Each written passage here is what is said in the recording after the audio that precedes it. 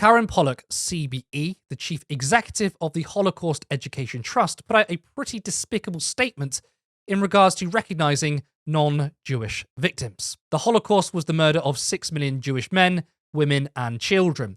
Ignoring that the victims were Jews, widening the figure to include all victims of the Second World War, or attempting to draw in contemporary conflicts is an abuse of the memory of the Holocaust and an insult to victims and survivors. Any attempt to dilute the Holocaust, strip it of its Jewish specificity, or compare it to contemporary events is unacceptable on any day.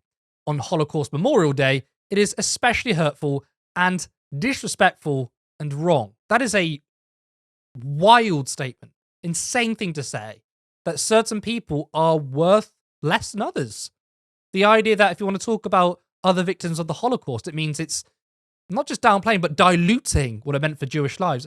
Really, really insane.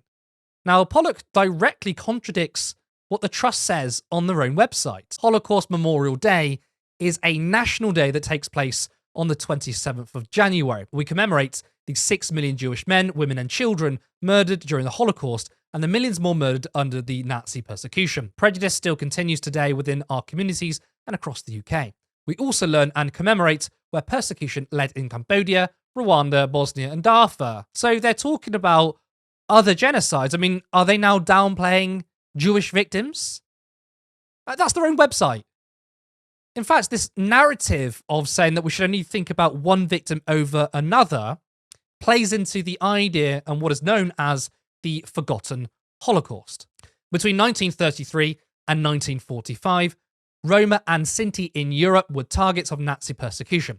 Building on long-held prejudices, the Nazi regime viewed Roma as asocials outside normal society and as racial inferiors. During World War II, the Nazis and their collaborators killed hundreds of thousands of Roma men, women, and children across German-occupied Europe. The unreliability of pre-genocide population figures for Roma makes it difficult to estimate the number and percentage who perished.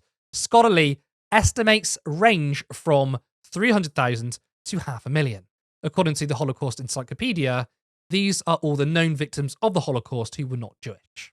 So as we can see on screen, the number of non-Jewish victims has around 3.3 million Soviet prisoners of war, around 1 million non-Jewish ethnic Poles, Romani men, women, and children, of course, that's 250,000, but as high possibly as 500,000. Serb civilians, more than 310,000. People with disabilities, 250,000 to 300,000, including at least 10,000 children. German political opponents are included in there. We've got professional criminals and asocials. That's of the tens of thousands.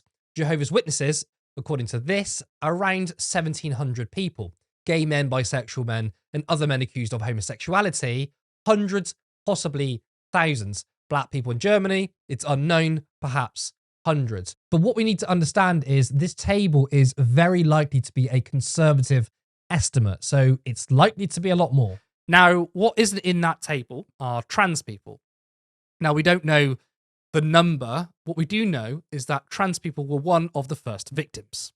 So with the Institute of Sexology being looted by the Nazi youth, books were burnt, and they were essentially attempting to erase trans people from existence. So yes, Jewish people were the primary victim of the Nazi genocide. And the term Holocaust is Jewish in origin. It means burnt offering. However, it's disgraceful to paint them as the only victims of the Nazi genocide, or claim that pointing out Romani people, for example, who were also subject to genocide, is expanding it to all the victims of World War II. We should be talking about all of them. And of course, this narrative of only being allowed to talk about one group of people being the victims serves Zionism very well. Any comparisons of the genocide of Palestinians to the Holocaust is met with accusations of anti-Semitism or downplaying the Holocaust. Yet the entire point of Never Again is to make sure it's never happening again, yet we're allowing it to happen again. Alexander, a really crazy statement to put out. What are your thoughts? I don't understand what they have to gain from this. I'll be quite honest. You know, I was taught. You know, I was taught from I was taught in schools about, yes, the Holocaust, the main targets of the Holocaust was the Jewish people, were the Jewish people. I think it's fair to note their centrality in the Holocaust, but to deny the genocide of other people, the Roma and Sinti, I mean, like, even people with disabilities, the amount of people, the the human experimentation that happened during the Holocaust, to deny its existence, to try and exclude those people, it just seems sick. It does seem like historical revisionism. And I don't understand what they have to gain from it.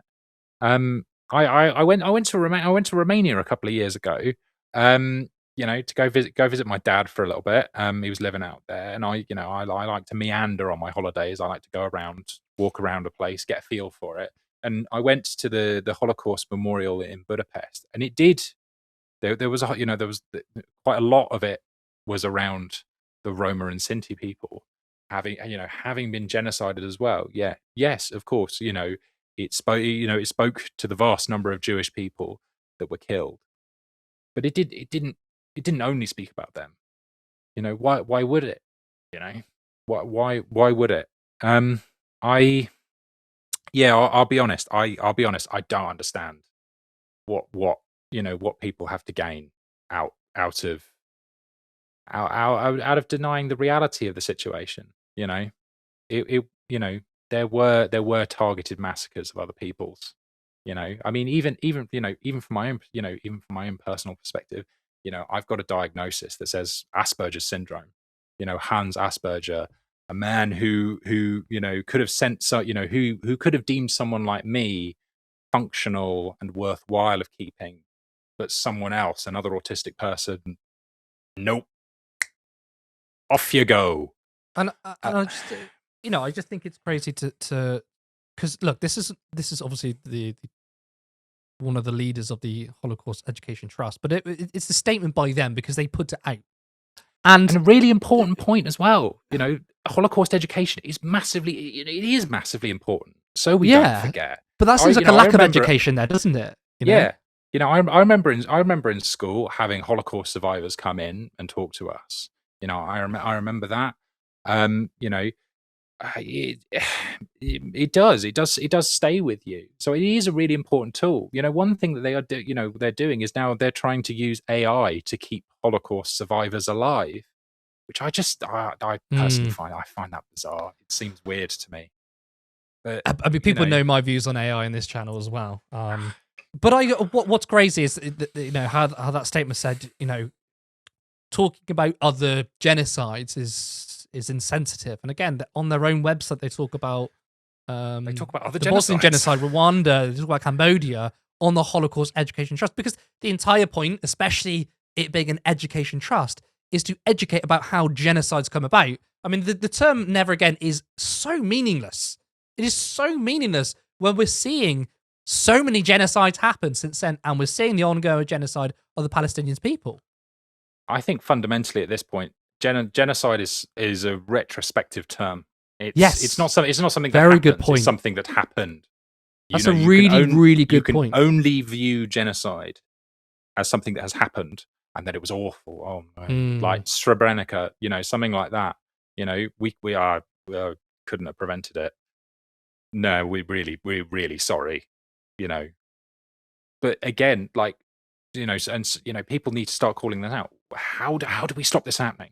How do we actually call it out? Where are the international mechanisms of accountability? And they just don't exist. It kind of brings to mind Mark Carney's speech. International law is essentially just, the rules based order is essentially a myth. Even things like the Rome Statute, it is a myth. It's for the people we don't like. It's for the global north to inflict upon the global south.